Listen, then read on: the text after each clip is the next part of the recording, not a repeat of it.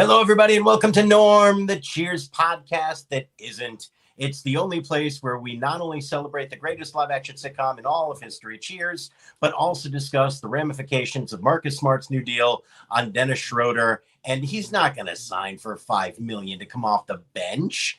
I love Shams, but come on. He's just thrown out there on Twitter a little something extra because Woj got it a second before him. That's what's happening there. Yes. Schroeder's going to be the starting point guard. Noted unsourced reporter Shams Charania. I like Shams, but he gets it wrong. It's not like you can point to Shams and go, well, that's never been incorrect.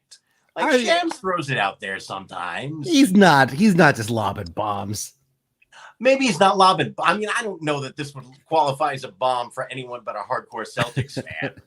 I mean, I feel like this is just one of those little very easily changeable snippets that comes up later on. You're like, when I reported that was true. There was every intent for Marcus to be the starting point guard, and then Schroeder just impressed the hell out of Ime, and he had to start him. This is that kind of tweet that feels like news that can be completely different in a couple of months, and is very easy to say at the time it was true. This is not Chowder and Championships. This is legitimate reporting. What was that, Chowder and Championships? If you're citing Chowder and Championships as your argument, you're losing.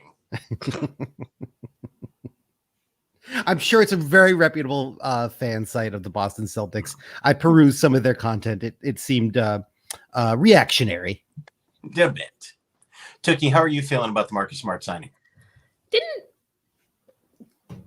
Welcome back, Marcus. But also, didn't Schroeder turn down like multi-millions to be on the Lakers?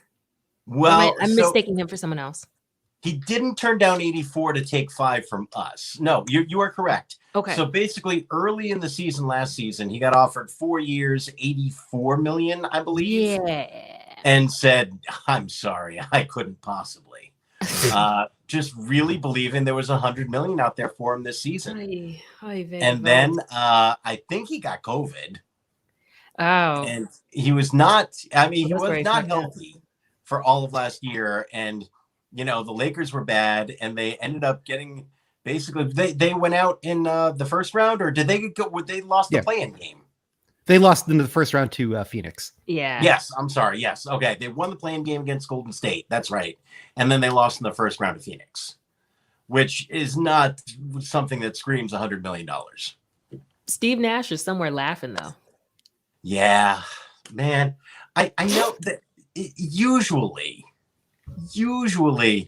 there's this little bit of, how do you feel when someone turns down a big contract and then suffers for it? Do you experience the Schadenfreude, or do you feel bad for that guy?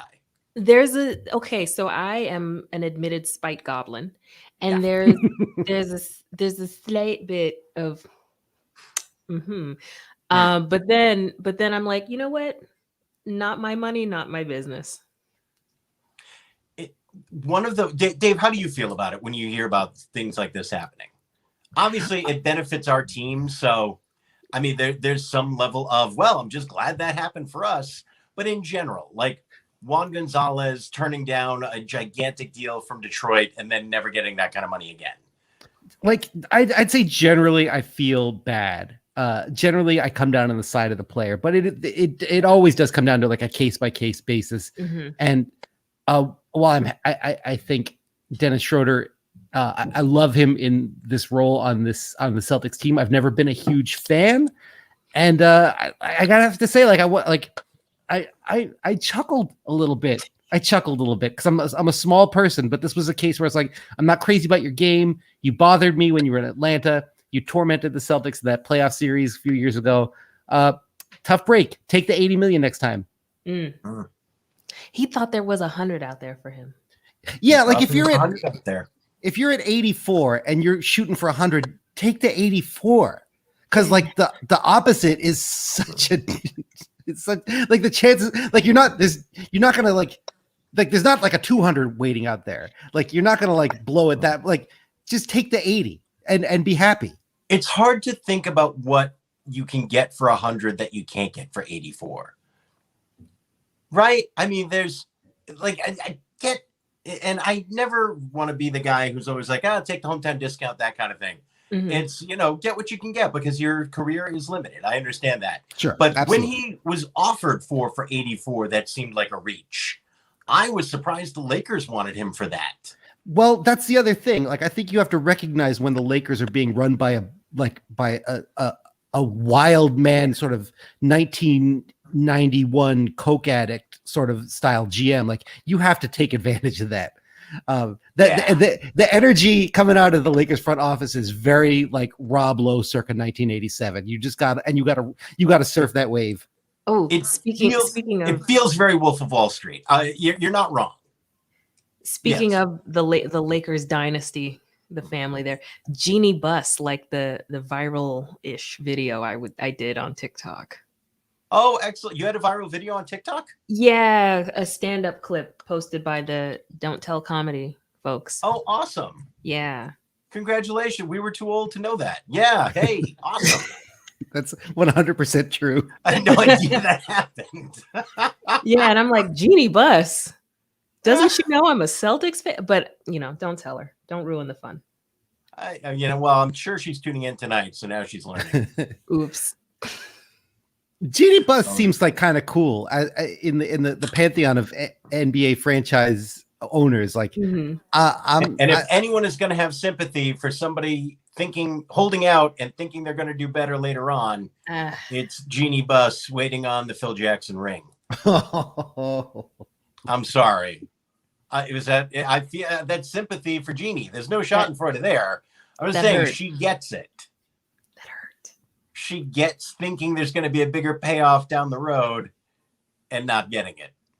Mm. I mean, we can say like Phil Jackson is absolutely the Cliff Clavin of the NBA, right? Mm. And wait a minute. And I'm not seeing that. I mean, I see the mustache, but make your case. Purely in the sense that, like, if the NBA is a bar, Phil Jackson is the annoying know-it-all that you wish would shut up. Okay. Yeah. I see that. Yes. Yeah. In that sense, I'm on board. Yeah. The I guy can who's always definitely like, here's the thing about doing Hyacintha or whatever that like, what is it that like white kids all drink when they want to go to South America and seem daring? What is that? Ayahuasca. Ayahuasca. Yeah.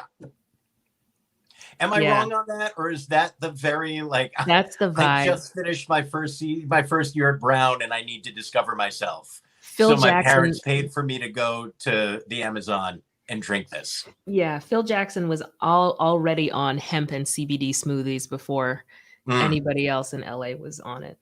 Mm-hmm. There has to be a podcast called Hemp and CDC Smoothies, right? CBC. CDC is you can tell what I've been reading a lot of this week. I have been living on CDC smoothies over here at Casa Dorval. No judgment. Thank you. All right. Shall we delve into season 2, episode 20, Norman's Conquest? Indeed. An interesting episode. I enjoyed it, actually, more than I thought I was going to. I didn't remember this one all that well. Literally, the only thing I remembered before I broke back into this was the car vacuum hickey. That was all I remembered from having seen it in the past. But I kind of liked it. I thought there was some weird dynamics. I thought the joke writing was pretty good this week, though. There were a lot of laugh out loud moments for me that I really enjoyed. Interestingly enough, the only episode Alyssa Levin ever wrote. Lisa Levin? It was 2 S's, so I'm assuming it's Lissa. I would go Alyssa. Yeah, I would have gone with Lissa too. Yeah. So Lissa Levin, you should have gotten more episodes. And apparently she wrote on a ton of different sitcoms. She wrote a lot of stuff, but only 1 episode of Cheers ever. And I thought she deserved more. So, Dave, what was going on when Lissa Levin made her one and only Cheers come to life? Well, this took place, this aired on February 23rd, 1984. And sadly, the day before, we lost David Vedder, one of the 2 original so-called bubble children. born with the immunodeficiency. Boy in the plastic bubble. The boy in the plastic bubble. He received a bone marrow transplant from his sister, which did not cure his disorder. Contracted Guillain-Barré syndrome while in the hospital for that procedure, and sadly died at the age of 12 or 13. I forget which. Which kind of set me down this rabbit hole, because I feel like that's not a rabbit hole to go down, Dave. Well, the boy in the plastic bubble. The dead 12-year-old rabbit hole. Oh no. Well, that was such a cultural touchstone. I felt like, especially going into the 90s, as there got to be a little space between his death and the culture at large. That became such kind of like a comic touchstone for a long time. The Simpsons has jokes about it. Seinfeld has jokes about it. Episodes devoted to it, and it's really funny that it sort of became this thing, this little hot button thing that we all kind of knew about for about 20 years, and now I think has kind of pretty much faded from the consciousness. Certainly based on your reaction to talking about it. I forgot his name, but I mean, the boy in the plastic bubble I remember vividly. Yeah, very much. Sure. The John Travolta movie, big moment in my childhood. And then later on, the Jake Gyllenhaal comedy of the same name. I never saw the Gyllenhaal movie. I saw that. The Travolta movie was big for me. Yeah, Mike Brady was in it. It was big. Yeah. That was very, if you want to understand what like important childhood movies were in the 80s, The Boy in the Plastic Bubble really crushes it. Yeah, I think like my fears of quicksand, germs, and nuclear annihilation could all be traced to various TV movies from this time period. So David Vedder, not coincidentally, but like as a result of his condition is passing, they actually have basically cured that condition in utero. So children can now get tested for it in utero and receive a transplant and actually have that condition dealt with before they're ever even born. So his life was not in vain. There's been generations of kids born after him who haven't had to suffer thanks to the research that he helped engender. So salute to David Vedder. All right. Right. Bring it out there. Yeah, I saw the Gyllenhaal version, and it adds up now that he doesn't. He admits to not washing, and I can see it. I can see it. That and Donnie Darko were signs. Yeah, but Donnie Darko's a stinky kind of vibe coming off that film. I never enjoyed Donnie Darko. It was one of those movies that made me feel like maybe I needed to give back a little of my theater degree. It was like, I know this is supposed to be this brilliant like art house flick, and I watched it and I was like, boy, I would rather be watching Stripes right now. Yeah. Sorry. Not a lot of rewatchability with the Donnie Darko. Yeah. All right. Well, on the happy comedy note that Dave set you up for, you want to give us the cold open this week, Tookie? This week's cold open. I kind of liked it. Kind of liked it. Didn't connect so much to the rest of the episode like prior cold opens have. But we open up at the bar, of course, and the bar staff, Coach Carla and Diane, are all prepping beverages, quaffs, if you will, for a group of older women in the back of the pool room, the Golden 80s Club, which Carla says is a bunch of old biddies who like to get together and play Connect the Liver Spots. And Diane is, gathering all their drink orders, their massive drink orders. Pause. Carla calls them spinsters, which is a misuse of that word. Because if you look up the word spinster, it's actually a woman who is 23 and unmarried and childless. Yeah. Because that was when life expectancy was like 30. So right. Well, I I encourage you to start calling all the young unmarried women in comedy spinsters and see how they respond. Because I'm not doing it. Actually, the proper term, because a lot of people, the proper term for a lot of fellow women comedians who are older than 23 and still unmarried is like misogynist, but way more metal. It's so much more hardcore, which is a thornback. Whoa! I know. That's a term? That's a term. I Where would did that come 100% go to Thornback Night at the Improv. Fuck yeah. Yeah, how is that not an alt comedy show happening somewhere? I don't know, but it should be. Yeah. That should clearly be like there should be 4 different shows in Brooklyn called the Thornback Comedy Showcase. Yes, absolutely. That is like the most metal way to internalize misogyny, and I'm Absolutely. here for it. Someone needs to look that up on like Google for Spotify podcasts, because that has to be a podcast. I would hosted hope. by 2 20-something single female comics. Take back the Thornback, ladies. Yeah. Reclaim it. Reclaim it. So anyways, Diane notes that this the Golden 80s Club's drink order is so large that she might have to take 2 trips, to which Carla challenges her, of course, punking her a little bit. And well, the last time I took their order, I did it in 1. So Diane rises to the occasion, has a tray in one hand, a cluster of beer mugs in the other, and Coach says, "Up, 1 more beer." And so Diane says, "Well then, which I didn't appreciate, because it's not she said, like primitive cultures, which as somebody of Caribbean descent, it is still a thing where you tie a little bandana or cloth around and put it on your head, and then put like your wares and stuff in a giant bowl. It's not primitive. It's just a thing people do."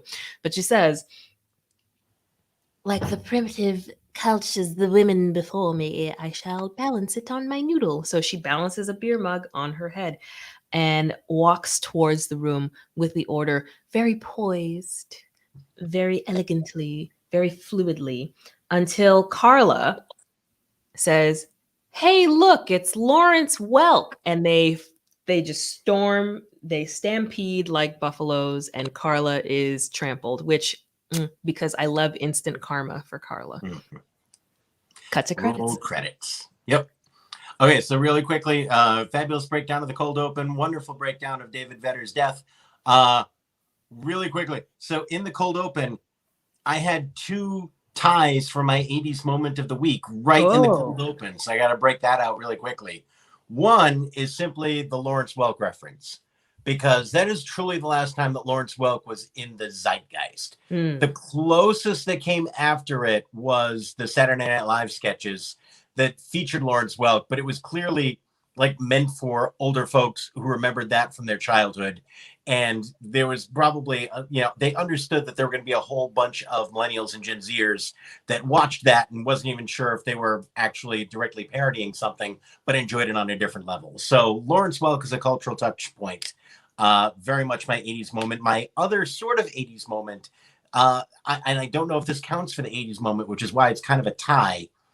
The glass on Diane's head in HD is very clearly fake. Theoretically, you should know that. They're not going to put a real beer on Shelley Long's head. So it's kind of like when you catch someone dead and still breathing. It's like, yeah, they didn't actually kill that actor. That's okay. And I feel like a nudge for pointing it out. But it does make me realize, as much as HD is so great and I enjoy watching it very much, in older stuff, you do catch some things that you never would have noticed when that episode premiered. There's no way that the TV would have been crisp enough that you could have seen the white bubbles on top didn't actually move and they were solid. And that was like an acrylic cup that could not break. You could tell that in the HD now. Yeah. Yeah. First time I noticed it, and then second time I couldn't not notice it. So there you go. All right. Tremendous cold open. Quick breakdown of Norman's Conquest. A story is Norm bringing in a new client, and there's a lot of good jokes. I enjoyed it, but for some bizarre reason, everyone in the bar finds it very important, particularly Carla, to encourage Norm to have an affair with this woman. It was really the actual driving focus of this episode escaped me. I've hung out in a group of guys. I've honestly hung out, I feel like, with a group of almost toxic guys at different times in my life. I've tried not to be a part of that, but in some of the life choices I've made, I have found myself surrounded by men making bad choices. And even among the most toxic, I don't remember a group of guys who seemingly felt it was really important to convince another guy to have an affair like that. The closest I've ever come is someone trapped in a loveless, sexless marriage and everyone going, dude, no one's going to blame you for this. Like, that's the closest that ever came. And it was not by his choice. So is that who I'm thinking of? I don't want to say anything more because I don't feel like it would be appropriate for me to put that out there in the world. But just to know that even in that group of guys, I've never felt that dynamic that is coming out of the Bull and Finch in this episode. But that is the driving force. They basically intimidate him into, we'll get to the minor B story in a second. They basically like intimidate him into acting like he's going to go off and have an affair with this woman, goes off. Ultimately, she calls and lets them know that he disappeared. He comes back in pretending to have had an affair with this woman. They let him pretend for a moment. Coach tells him the truth. He is embarrassed. He goes back to the other room, admits that he loves his wife. And more to the point, she's the only woman he's ever had, which I feel like they would phrase differently today. But Yeah. the message is sweet that he doesn't want to be with another woman. He loves Vera despite all the jokes. And then, he has a heart-to-heart with Sam. Diane is listening from the bathroom, which this is the second week in a row where, we've heard things in the bathroom, which makes me wonder about the construction quality at Cheers. And then Norm goes out to declare his love for his wife and then immediately starts making fun of her. And it's so funny that Sam has to go out there and watch it too. End scene. B story. There's an odd ongoing fight between Sam and Diane the whole episode where what he says is that it boils down to her not trusting him, but we never get anything more specific than that. And they're bickering kind of the whole episode. And this is the episode before the breakup episode. So perhaps it's foreshadowing that. But there's never anything more specific than that. And it's just them fighting. And there's a few decent lines between them about it, but there's never anything specific about it. So it almost doesn't even feel like a story, but it is separate. So I called that this week's B story. Yeah, I think it's fair. The fighting did seem to have a kind of a different quality this week. Maybe I was like, oh, it really is kind of serving as an appetizer to the finale of the season, because it didn't feel like they really felt like kind of an old married couple this week. Yeah, they weren't doing well this week. They're breaking up next week. It's going to be a whole thing. But I wish it had been. I just wish the fight had been more specific. I feel like, so List 11, a few thoughts, because I know you're a watcher. I thought there were some great jokes this week. I felt like just storyline wise, I wanted things to be a little more specific about why things were happening. Like they set interesting things into motion without giving them a real impetus for why they are happening. And that left it unsupported just a little bit more as a story, which doesn't happen in the best Cheers episodes. There's a specificity to the bickering. There's a specificity to why this is important, why these guys are doing this with Norm, and why. So it's a little weird there. But I did feel like structurally beyond that, it was a well-structured episode. I thought I liked the performances in this week's episode, and there were multiple moments that made me laugh out loud. So it's not in the top tier of this season, but it's definitely in the top half for me.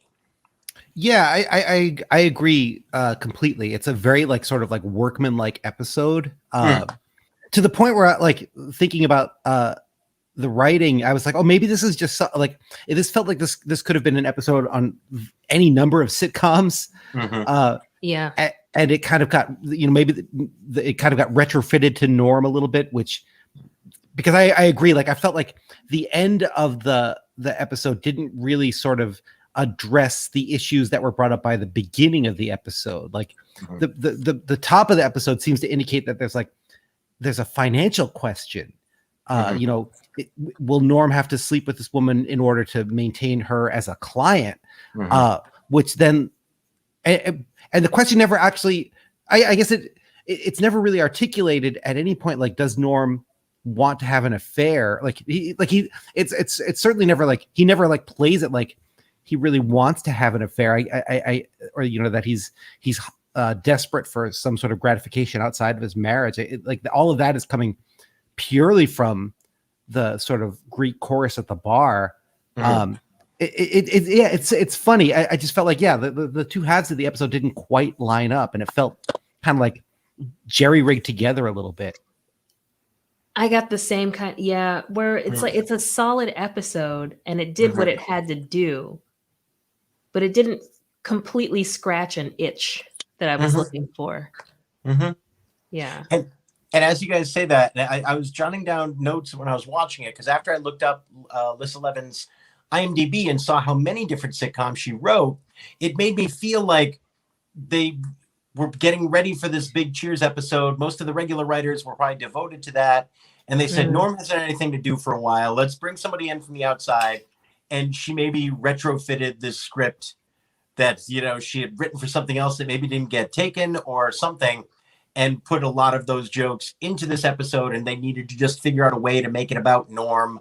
And it kind of came together that way. It's a bit of a bouillabaisse of a Cheers episode, where we took what we had left over and we needed to make it a Norm-centric one. But, you know, Sam and Diane need to have a little something to do, and we need to have it leading up to them breaking up. So, yeah, it kind of felt like, look, we just need to get everything ready for next week. And George Wendt hasn't had anything to do for a little while.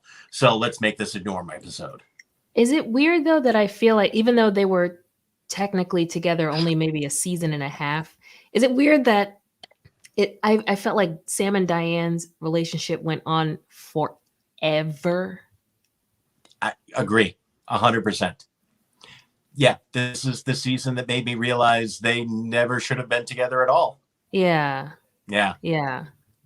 Yeah, it's really I was reading a little bit about moonlighting this week, and realizing that there are certain on-screen combinations that just work better in conflict with each other. And I think, like, you know, Sybil Shepherd and Bruce Willis is absolutely one of those.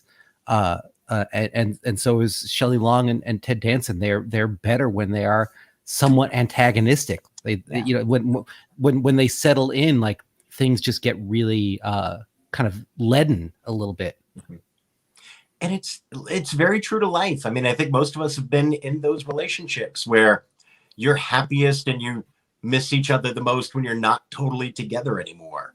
And then when you are actually in a committed relationship, you're just fighting all the time and it's not quite working and we shouldn't be together. But there's a chemistry that keeps you sort of together and going back to each other for a while. And that's one of the reasons I think those relationships play so well in TV and film, but you can't get those people together because you know it doesn't work in real life, because most of us have been there. So yeah, when you try to get them together, which is why so many of these have a very definite shelf life, and they usually work better for movies than TV shows, because TV shows have to go on for a while and you can't have those people together that long, and you can't do 8 seasons of Will They, Won't They. The closest they came was Ross and Rachel. And they weren't the bickering, Sam and Diane, you know, Sybil Shepherd, Bruce Willis. It was just, they were weird. Yeah. So it was, and you could feel that this needed to end, and they all knew it needed to end, and it's getting ready to end in a big way next week. Yep. A few thoughts about this week's episode. Sam's shirt is untucked the whole time, and it was very unsettling. Like, that's not Sam. What is this? Like, what, did you just wake up? With the costumer? Like I feel like Ted Danson's zipper broke and they just had to improvise, and no one had another set of pants. Like, what is it? What is this? It really fed into that idea that, like, this relationship has run its course. Like, they just like, he looked tired. He looked like, yes. He looked like, you know, like he just didn't really care as much. This was like every visual clue that we were getting from the screen were like just kept saying like these two people are not really interested in impressing each other anymore. That's true. Although Diane still looks like $1 million. Diane always looks like $1 million. Yeah, she's all well put together. You might not like the outfit, but she put time into it. She coordinated that outfit. She's all, and Sam really just looks like somebody who stopped trying. Oh, things went bad in the 8th inning, and he's heading for the showers. Damn. I don't think you ever see Sam look quite like that again. Like, I could not think of another time that I saw Sam just hanging out. Like, there was an episode later on with Rebecca where he's working on the window and he scratches his belly where he's got that, but he's actually working on the window. Thank you very much. I don't have much of a life. But yeah, this is just not how Sam walks about work generally during the day. All right. Liquidate Your Holdings was filthy. Oh my gosh. Good Lord. Oh, like everyone throwing out those dirty accounting terms, but Cliff. Ugh. Yeah, there's a meme going around where it's a side-by-side comparison of Morris Chestnut and Warren Sapp, and the caption underneath is flirting versus harassment. And Cliff definitely falls into the harassment category. Yeah, it goes to a whole other level. Yeah, I feel like coming off the heels of last week's O-Face discussion, like this was like it's been a positively ribald couple of weeks. Yeah, it's been something. It's been something. I don't know how to feel. There's just a lot of information going around. That trio of gentlemen. I guess it's a quartet because there's Alan, Tim, Steven, and Cliff.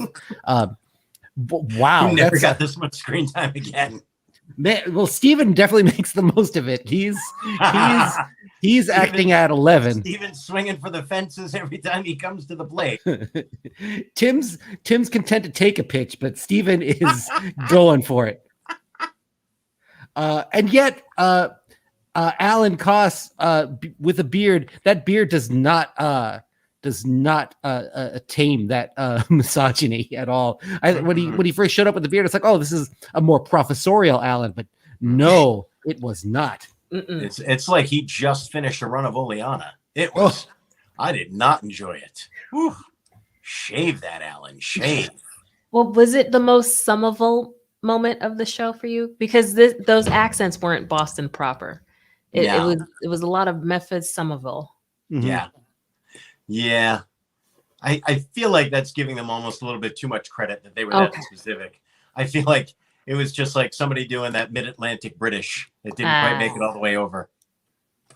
Alan Koss actually is a Cambridge, was Cambridge born and went to BU. So the other two I don't think were New England natives, but he is a New England native. Made his debut in what's that heist movie from Boston from the late 60s, early 70s? Friends of Eddie Coyle? That's the one. He's a Cantabrigian? Am I a stereotype? Did I get that too quickly? That was actually a test, Mike. Friends of Eddie Coyle. Ah, son of a bitch. Thank you, Kelly. Thank you. Yep. There was, did anyone else catch this? It felt like there was a really unusual camera pan from Norm to the Greek chorus of guys as they were going over to do the wedding song, which, by the way, like they all started singing this song together. Was that a joke song that existed at some point? I couldn't find anything about it on the internet. Couldn't tell you. That I've never heard four men sing that particular song with those particular words ever. But it was an unusual camera pan. It's not something that had been happening in season 2. And it didn't have that like artistic flow from the back room shot that we got in season 1. It just really felt like that's always a cut. And instead they just pan over from Norm to the guys. It was just a little unusual. I missed the cinematography from season 1. Yeah, I kind of do too. Yeah, I kind of do too. It's definitely like everything seems a little bit smaller this year. I will say I did like that sort of Steven Spielberg-esque kind of Jaws shot from the old lady's perspective as they were closing in on Carla in the cold open. I didn't mind that one. Yeah, that was good. Yeah. Weird Carla episode this week. Like, she really wants Norm to do this. I feel like I learned a lot about Carla this week. This is one of the things I liked about this episode.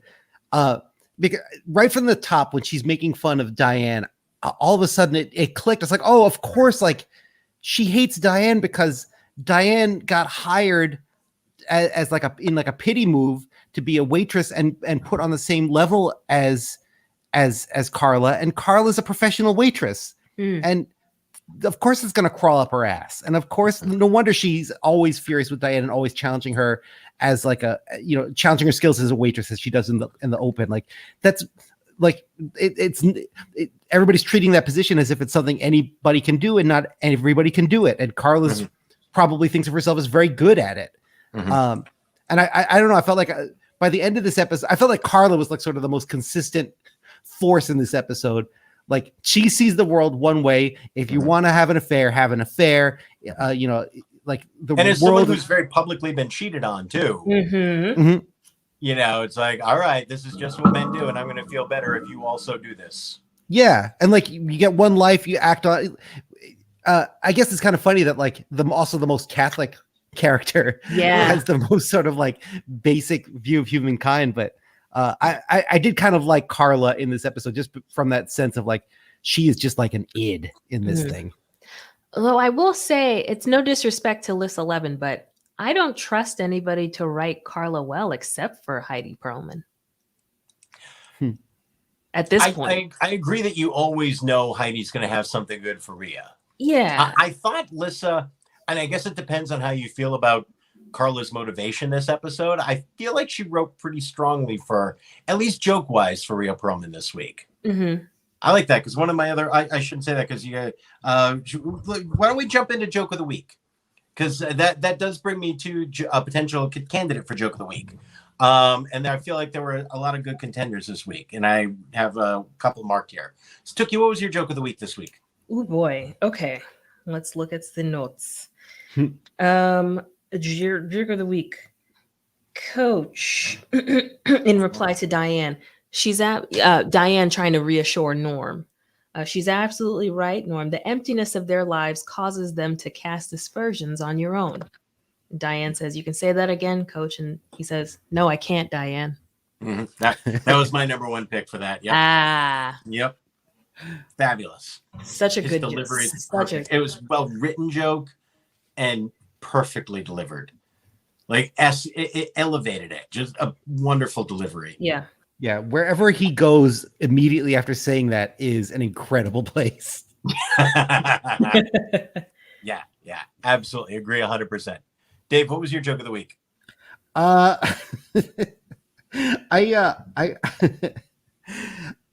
I really liked. I'm trying to find the exact wording on my notes. I can't read my handwriting, but I liked when Sam and Diane were having the sort of like third iteration of their argument, and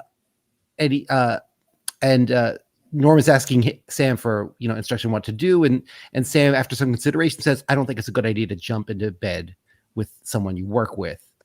Or I think it's a stupid idea to jump into bed with someone you work with, and Diane elbows him, and he says, "I didn't mean stupid as in unintelligent."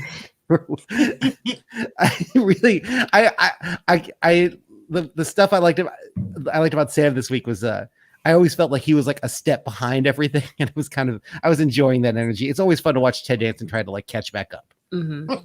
Not quite a joke, but we've got a Trevor moment. Trevor moment, which was Sam fantasizing about being captured by a tribe of women in the Amazon. That was fabulous. There's large women and Bettina, and I played a large woman named Bettina one time in a terrible play. Oh, you certainly did. Yeah, you don't hear Bettina off of that much. That was a tremendous moment, Trevor. It was a very simple moment. So my joke of the week was also Tookie's joke of the week, but to honor another joke of the week, when basically Diane is implying that Norm would be called a slut were he a woman, and she said, you know what we would call you if you were a woman, and Coach just came in with, I kind of like Becky. This very sweet, like, yeah, that's what I'd call. I know Norma is closer. I really liked that a lot. Yeah. But you just have to add the UH. Yeah, yes, I'm sorry. Oh my God, I forgot to add. Yeah, that was the capper. You just have to add the UH. Another, for whatever reason, I found this funny. Just the delivery of when Norm waves Sam over before he goes off to supposedly have this affair. He says, there been any advancements in women's undergarments since 1965? I just really liked how that was structured. And I like that a woman wrote that in a way to say, like, yeah, because you do not like ever buy anything for your wife. You do not pay attention to any of this. You have no idea, and you have to ask. Yeah. And then Sam going, I don't think so. I like that moment between the two of them.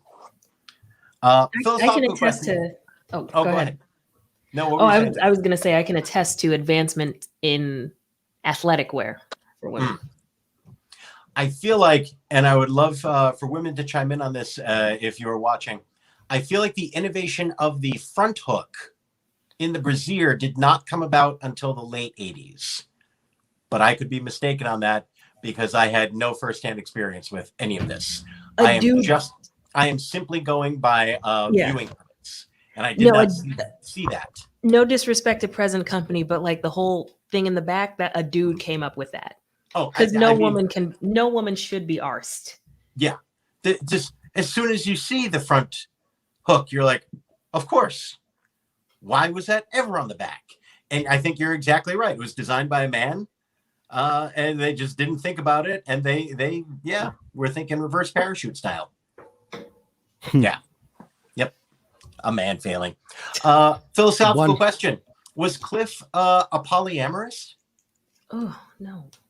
He said men are not meant to be monogamous. I mean, like we're so used to hearing every 28-year-old comic talk about their polyamory now, but when Cliff was doing it, this is a bit more daring. There is no way that the character of Cliff Clavin was maintaining multiple sexual mature relationships. I know. And not talking about it every second.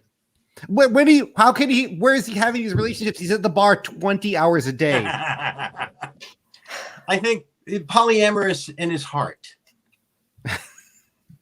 Well, I mean, I think all humans are polyamorous in the heart one way or another, right? I mean, we all contain multitudes. I don't know what you're talking about. I'm happily married. Okay, anyway. but there's only so many hours in the day. Right. And you got to deliver mail and go to the bar. Fair and point. Also, you're Cliff. You're Cliff. You're Cliff. I just don't want to picture anyone putting anything in their Clavin with Cliff. Oh, by the way, Cliff, I'm talking about all the well-written jokes. Here's a badly written joke. Coach, if you were at the Alamo, we'd all be wearing sombreros. Hey, we lost the Alamo, Cliff. Like, you're acting like we won that. I don't know if you read the books or watched any of the movies. We lost. That joke doesn't work. Is that a joke on Cliff? Like that he's so dumb he thinks we won the Alamo? I don't think so. It doesn't play that way. It does not play that way. There needs to be more if that's somehow supposed to be a commentary on Cliff. Mm-hmm. I don't think that's it. I just don't think that's great joke writing. My humble opinion. List 11, if you're watching, let us know if that was if you were working on a level above my understanding. I'm happy to be proven wrong there. All right. Oh, another contender for joke of the week. I'm sorry, and then we'll get into more categories. And it feels like a bit of a trope, but I thought it was delivered and written really tight. Cliff saying, makes me ashamed God made me a man. Carlos says, I don't think God's doing a lot of bragging about it either. I really like that. And I think a lot of that was just Rhea's delivery of it. It was really well done. There's a couple really nice moments of Carla on Cliff crime in this episode, which I liked. Mm. There's one moment that happens on the other side of the bar, and I don't even remember the joke that precedes it. But I give John Ratzenberger credit. He gets a laugh by internalizing the response to being destroyed by Carla and just putting his head down and sort of shuffling away, and gets like a sort of like a warm chuckle from the crowd as they recognize that a human being's been defeated. And he's enough of a jerk. When Cliff's really being a jerk, it makes those moments more fun. Yeah. Yeah. Yeah. It's seeing the roast of somebody who really deserves it, as opposed to a fading star who's trying to stay famous. Yeah. Yeah. That's one of the things that again, like, I think is so confusing about this episode is that, yeah, there's clear bad guys, right? Like there's the clear, like, sort of like Cliff, Tim, Alan, Steven bad guys. And then there's Carla, who I don't feel like fits with them in the same way. But is pushing the hardest. Absolutely. And it feels funny that she's so invested in Norm having an affair when Norm hasn't even. That one of the things I think is that's weirdest about this episode is that, like, I don't really know what Norm wants. Yeah. No, that's a great point. There's so much and it's, again, no disrespect to List 11, but this was definitely someone who has not spent a whole season in the writer's room with the rest of these guys and who's gotten to know the characters in depth like other writers have. This felt very much, it was an adequate episode. I mean, that's sort of my ranking, where it's adequate. It did the job. It sitcommed where it needed to sitcom, if that's a verb. I can compare it to Will Smith's performance as Disney in live action Aladdin, where no one's ever going to. This is going to somehow be a compliment. I don't know if I'm going to be able to go along with you on it, but let's try it. Hear me out. Okay. No one's ever going to fill Robin Williams' shoes, right? Because he definitely he made the character of the genie. Agreed. And Will Smith is charismatic and great on screen in his own right. And so he'd be a logical choice to fill in as Genie, but it just doesn't quite hit the same. It's like, you did the job. You did what you had to do. You put your own flavor on it, but it's still not quite what we're looking for. It's not quite the specificity that we need. You're not quite as intimate with this character as we need you to be. And so that's kind of what this episode felt like to me. I get what you're saying about this episode. Here's my Will Smith thought. Okay. Will Smith, and this may be controversial, and this may be a hot take, and this may be all over the internet tomorrow. I like Will Smith. Will Smith is a hugely talented person. Will Smith is not funny. Will Smith is not on his own a funny person. And that was the biggest problem with him being in Aladdin. When you go back, and I stand for Fresh Prince, the laughs in Fresh Prince were everybody around Will Smith. He lit the fuse. Everybody else was responsible for the big laughs on that show. It was Aunt Viv. It was Carlton. It was James Jeffrey. Banks. Jeffrey was very funny. The sister was very funny. When you think about the laugh out loud moments, even Jazzy Jeff was very funny. Will did a lot, and he made the show work. Do you think of any moments from Fresh Prince of Bel-Air where you're like, Will Smith had a great line there? No, but the stand-up in me enjoyed watching him eat a dick when he tried to get some stage time off of D.L. Hughley's character. Yeah. But Will on his own, even he's not that funny. Damn.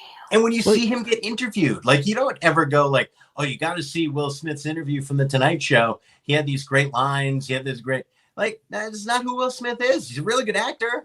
He's charming. won Grammys. He's very charismatic. He's very charming. But as soon as they cast him, I was like, that's not going to work. He's not funny. And I understand it's thankless to follow Robin Williams in that role. Mm-hmm. It is a brutal ask. But you could have picked somebody who just knows how to be funny on his own. Like, even whatever you think about Kevin Hart, couldn't you have seen him at least following that manic energy and doing the genie kind of the way that you need the genie to be done in that movie? Yes and no, because Kevin Hart, this is also controversial. All energy, no punchlines. Very true. I think there's a lot of truth to that. I do think there's a lot of truth to that. Yep. Yeah. You know who might have been a really fun genie if you really thought outside the box? Oh. Monique. Yes. Monique as the genie. Sign me up. Very, very funny. Yeah. That would have been a good way to go. Yeah. Yeah, but you're right with Kevin Hart, all energy, no punchlines. He is very much the modern day Dane Cook. I'm sorry. But I mean, when you think, Tookie, when you use the phrase all energy, no punchlines, that started with Dane. Mike, am I wrong? I threw up in my own mouth. Fair. Do not mention, oh my God. I'm not. Clearly that was not a compliment of Dane. And I'm someone who's like, hey, Dane, go out and get, you made yourself a huge star, made yourself tons of money, also helped stand up a lot, simply in that you proved that stand-ups could sell at these theaters and arenas. Yep. I didn't enjoy the jokes, what they supposedly were. But yeah, I mean, when you say all energy, no punchlines, that started in the early 2000s with Dane. That was the descriptor. Yeah, I guess it's one of the things that sets apart like a really kind of transcendent sitcom is the ability for all of these characters to not only have like moments of depth, but also moments where of genuine like comedy. Like they're all like equally funny and with some exceptions, but I think they all to varying degrees have a fair amount of depth. Like there's no one that is just the sort of comic relief, and there's no one that's just there to sort of provide insightfulness or sort of be the moral arbiter of the world. And I can't think of there's the short list of sitcoms that where all of the main characters can deliver on both like dramatic and comedically. It's pretty short. Like I'm like thinking like All in the Family or the Dick Van Dyke Show. I don't even think like Mary Tyler Moore Show got there. I maybe close. Was Lou comic relief to an extent? Yeah, I think he had depth too. Lou had gravitas though. I mean, Lou served different. It's a lot easier to say that Ted Baxter was comic relief. Yeah, like Ted's a pretty shallow character. Yeah, you can make a much stronger case that he just existed as comic relief. Yeah. And I don't know Mary Tyler Moore all that well, but the episodes that I can recall off the top of my head, that was the role Ted Baxter was serving. Yeah, and Ted Knight did it well, and that's not an indictment of the actor. It takes a lot of talent to be able to pull off good comic relief.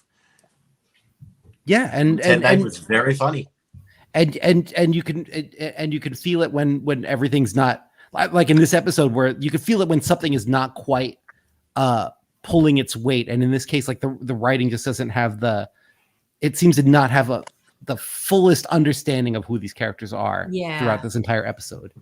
Yeah, something was missing. I don't know what, but I think maybe it's just a lack of intimate knowledge to an extent of who these characters are. And it might just be a necessary function of if when it's a new person writing an episode, you just might get that. Especially for a show that hadn't been on the air all that long and was about to undergo a major change. Yeah. Tookie, how white was this week's episode? Oh my God, glaringly so. It felt very white. I only spotted one person of color this whole 24 minutes. Was it this episode? Yeah, and it was second. Who were they? Because I missed a black man leaving the bar. Oh, okay. he was leaving. So that tells you how white the scenery was. Oof. We only got to see the back of his head. Yeah, I felt Bleak. like I felt like Stephen Gianelli was kind of was the nod to ethnicity in this episode. Yep. Yeah, this was a bowl of oatmeal. This was What about the Sam creepy quotient this week? How creepy was Sam? Carla was creepier than Sam this week. Yeah, really made it feel like he was the least creepy of all the guys. And on some level, I almost felt like there was so you had that whole thing about, well, not going to be with any other woman, which felt a little creepy.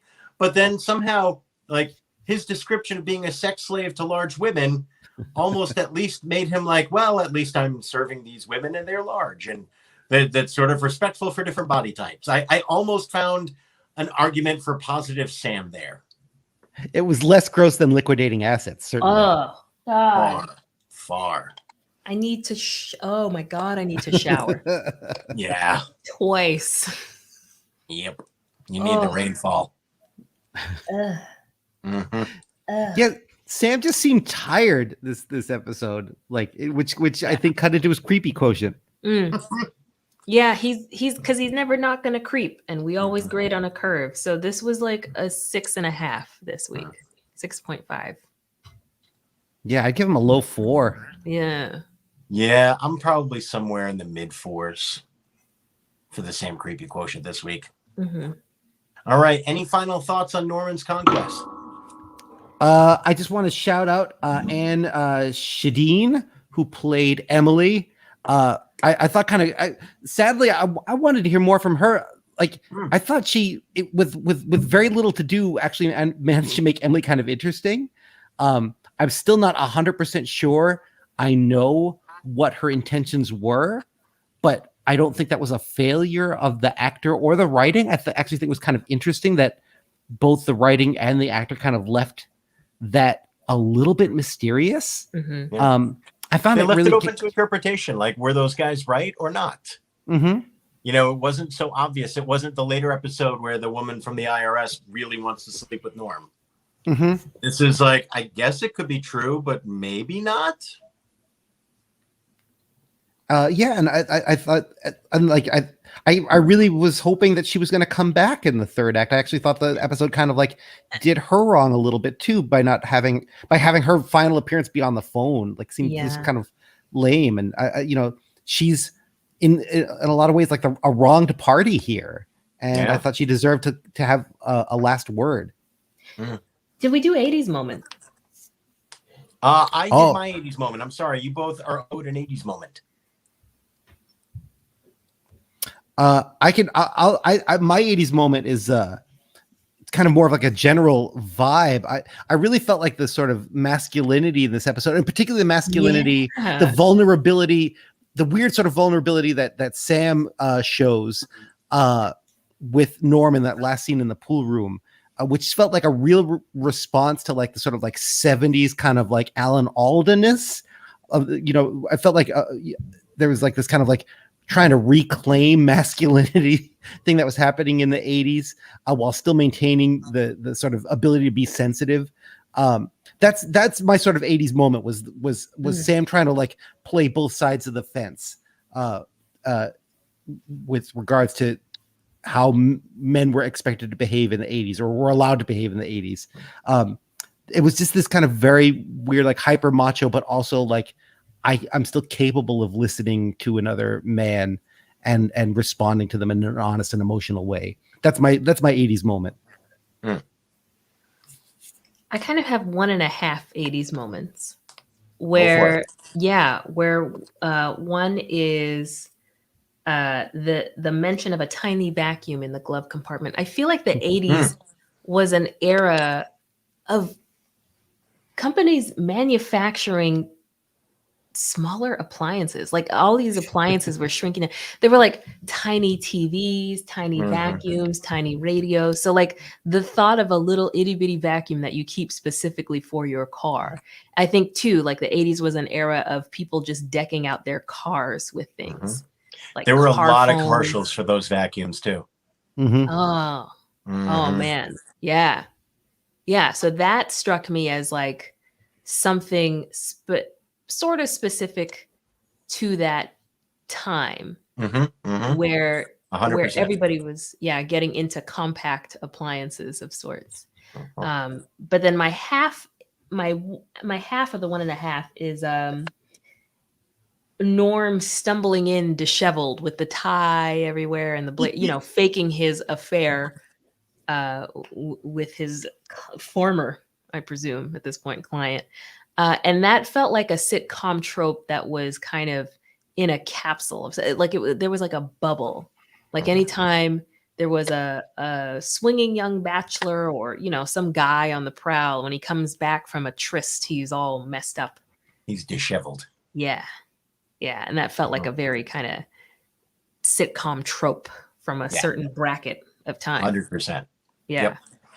Yep. Yeah. And it's weird. It's that trope of, it's almost like, all right, did you just not have time to put your clothes back on? Or is this like what she did to your clothes? It was this weird thing that conveyed, oh my God, things got wild. But why? Like, it's over when you're getting dressed. Like, did you not have the energy to get dressed properly? Yeah. Like, we all know what that's supposed to convey. But when you actually think about it, there's no logical reason for it to mean that. Yeah. 100%. Kelly has a good point about Electrolux all-metal canister vacuum. My God, I don't even want to know. Oh, yeah. I mean, I'm vacuums scared. were just absolutely, Kelly. Like, 80s especially were canister vacuums. That was very popular. Mm. And you had to carry like the separate hose. You had to bring the whole thing out. You had to plug it in. You had to empty it. Oh, yeah. It was not fun. I don't like that. Yeah. That was a big invention. That was a big step forward, the mini vac. We've got a Dyson, and that thing is so loud. Like it doesn't. We have the technology to make vacuums quiet. Mm-hmm. I will say we made the Roomba investment in I really love the Roomba, and somehow the other vacuum still is here and also gets used, which makes me wonder why we got the Roomba. We got a Roomba. I hate the Roomba is my nemesis. Trevor says I react to it like a house cat, but it's scary.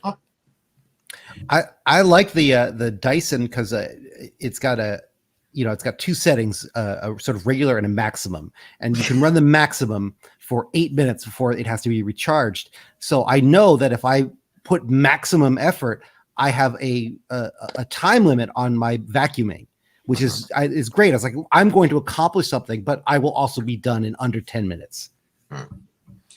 I think it's really impressive that the fella from Dyson has built an empire over the concept of what about a little more air? Like, that's everything. It's just what if we just use more air? Like in these hand dryers, why have we spent 40 years with them just sort of lightly breezing your hands? Let's just really kick this shit up. What if we just put 2 vacuums in this one vacuum? Done. Now he's the same Dyson that's also like the sort of like ardent futurist, right? Yeah. Yeah. That always kind of blows my mind too. Like, to sort of spend the majority of your day thinking about vacuum cleaners, but also like the singularity, like those two things seem like kind of exclusive to me. And yet he's figured out a way to create a life that accommodates both at all times. I mean, the first guy to go into space privately funded it all with, what if I mailed you this book? Oof. Yeah. It starts humbly. That's a great point. And no one was rooting for him to come back. Like no one, I don't know, a single person who was like, safe travels. Yeah. Yeah.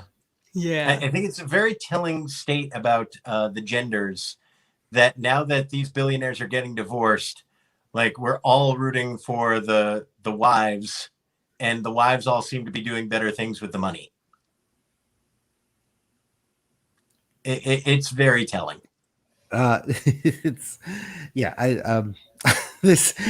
we touched on Schaden Freude earlier in this episode, and I think it's fair to say that it exists in great quantities.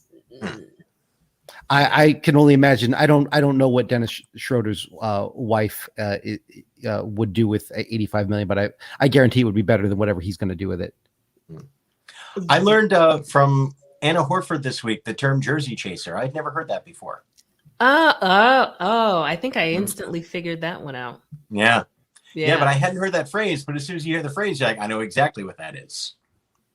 Yeah, she was very anti-jersey chaser. Oh, by the way, the anger from Philly fans towards Al Horford and his family baffles me. I do not get that. I understand sometimes things go awry and you get a little mad, but it's not like Al Horford did not try in Philadelphia. They just really gave the wrong guy the money. Like, he just did not fit, which is the Philadelphia story for the past 5 years. They just keep putting the wrong pieces together. But I don't get the anger from Philadelphia fans where it's like, all right, this did not work out. God bless. It's Philadelphia. You're not supposed to. Yeah. It's all irrational. What an angry city. I can't jibe with any populace that finds reasons to hate Al Horford, the most beautiful man that I've ever encountered in my life. Those eyelashes, I wish only to be reincarnated as a dust mite so I may live in them. May he never need glasses. Oh, thank you. I don't know how they'd stay on. Every blink, they just sort of get tossed up in the air and gone. Now, as we hear more and more, so the Knicks paid $18 million for Kemba. And we're hearing that the Clippers and Lakers also were interested in trading to get him from Oklahoma City. So he took a significant buyout so that he could pick where he wanted to go. It's telling me that Brad Stevens really, really wanted Al Horford back on this team, that they've got a significant role for him.